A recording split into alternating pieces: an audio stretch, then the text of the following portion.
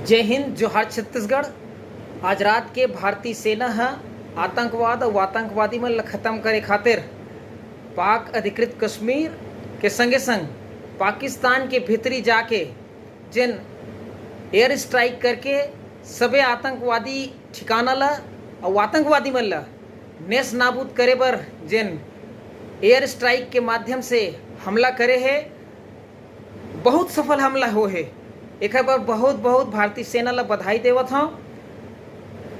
पहलगाम में जिन आतंकवादी मन भारत के निर्दोष और निहत्था नागरिक ऊपर आतंकवादी हमला करके गोली चला के देश में धर्म के नाम में लड़वाए के जिन प्रयास कर रही से वो प्रयास ला आज माकूल जवाब मिले है।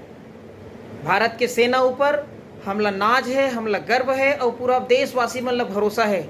आज भारत के हर नागरिक एक सुर में ये आतंकवाद के खिलाफ सरकार और देश के सेना के साथ खड़े है।